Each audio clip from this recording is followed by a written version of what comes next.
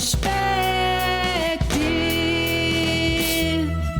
stories of success, avoid struggles they've met. Doctors of all kind come together to help you shine. So sit back, take it in, and integrate what you've been given on a doctor's perspective.net. Minisode 67. This is from Story Matters with Andre Chaperon, effective male copy. This will be the last episode of 2020. I do hope you enjoyed our cluster of minisode releases at the end of the year. The last couple you could use for goal setting. This one's going to be a little bit about more marketing. Before we jump in, the doctorperspective.net/book list, again, is for all the books that all the past guests have recommended. They're all in one place on Amazon. So you can just go through and see what has impacted other doctors' lives. And you can get the book yourself. It's an affiliate, of course. And if you want to go to .net/all links, that gives you everything about me, the books, the written, consulting, one sheet creation to help you book your next speaking gig, past episodes that I've actually been on as a guest. I'll have 2 or 3 actually coming out in the first quarter of 2021. One about talking about your why. I was in a 8% of the people, or Clarify, in this guy's system of classifying people. It was really cool. Just talking to him, it ended up being almost like a counseling and a business coaching type of session while he was exploring my type of personality because there's not that many of them. So it was a really good. I hope it comes out sooner versus later. I'd like to listen to it again. He had some good information. Yeah. And of course, talking about China and Amazon bestsellers and things like that are on that links list as well. So if you're interested in hearing the reversal of someone asking me questions, because it's definitely a different experience. I don't have to talk that much typically, but whenever they're asking you questions, all of a sudden it's like, whoa, wait a second. It's good to practice. Okay, so email copy. Jumping in, you want to treat every prospect the same as your customer. What does that mean? That means the customer's already chosen you. Now you got to keep that relationship. The prospect needs to pick you. But the courtship, the email copy, that gets them to that point of pulling the trigger and giving you money should still be the same. You need to see the world through their eyes, not really yours. We mix this up very easy. It's what's their problem? What are they experiencing that they can't solve on their own that they need your help for? Make sure you tell your story on how the patient life improved, got results. Remember, they're the hero and you're the guide.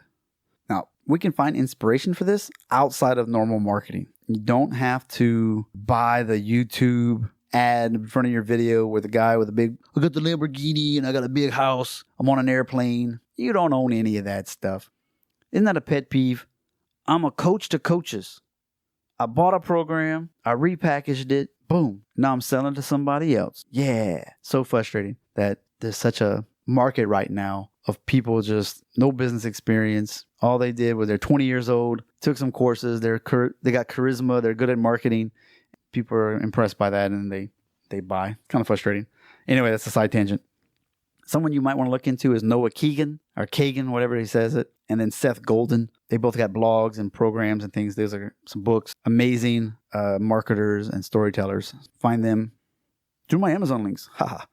So how do you figure out what your customers' pain points are? And sometimes that can be difficult. Sometimes you can just pay someone who does this for a living that deals with lots of physical therapists and dentist patients. And so you all of a sudden, you don't have to really think about it. They're like, yeah, this is what works. We've already figured this stuff out. Pay me money. We'll get it going for you. And that's great.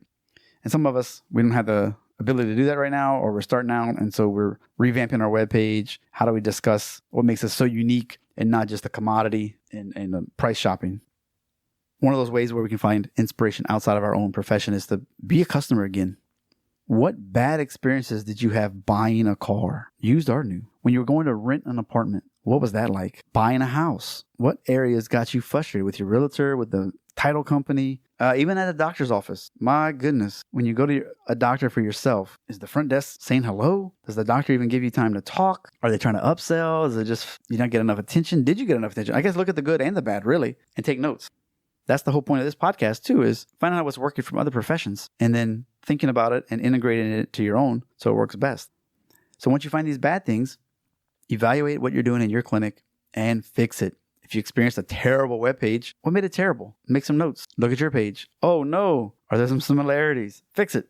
We want to have these systems in place so that we can make the experience much better, so that a prospect can turn into a customer easier, and being consistent. So if some random person says this outlandish claim, well, your people did this or you did this, and it's your fault, you're like, wait a second. I know my system. I do this and this and this every time. That would not have happened.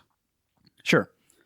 When you take a strong stance, you're going to repel some people, but that's okay. They're probably going to be an energy drain for you anyway. So this is kind of a long-term game. And when you're fixing these things and when you're communicating pain points for people, you also, have to consider, the pain point that you're trying to solve is potentially the type of client that you want. You should know your customer avatar.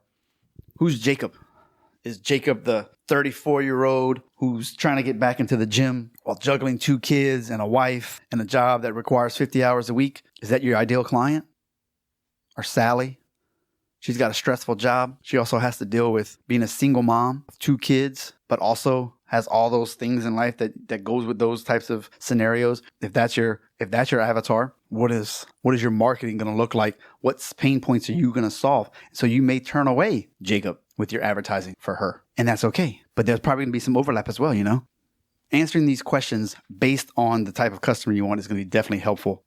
I hope this helps you for 2021 with all the other episodes. I would inspire you, if you will, to go back through some of these mini-sodes. If you just go to the webpage, you can just scroll through and you can find them. A lot of good information. There's a lot of podcasts. Like I said, we're on number 67 here. So you might find that the mini-sodes, because they're less than 10 minutes usually, you binge listen to those over a week or 2 weeks. Take some notes. You should be able to find that, wow, 2021 could be your best year ever personally and professionally. I'm not claiming to have all the answers, but I like to listen to people that are better than I am and then just report back to you. That's the whole purpose of these. So hopefully that's good for you. If you know someone that could be a good guest for the show, hey, send me an email. If it's you, that's okay. If you know somebody else, that's good too. We're doing more sponsorships recently. We're doing some sponsored shows. So if you have a product that is really worthwhile or a new author, all those people, I'll consider them. I can't guarantee that I'll accept them as a guest, but just trying to expand what we're doing here in 2021. Thank you again for your listening. It's an honor to be in your headspace, and I don't take that lightly. So again, thank you. Show notes, transcript, adoctorsperspective.net/M67.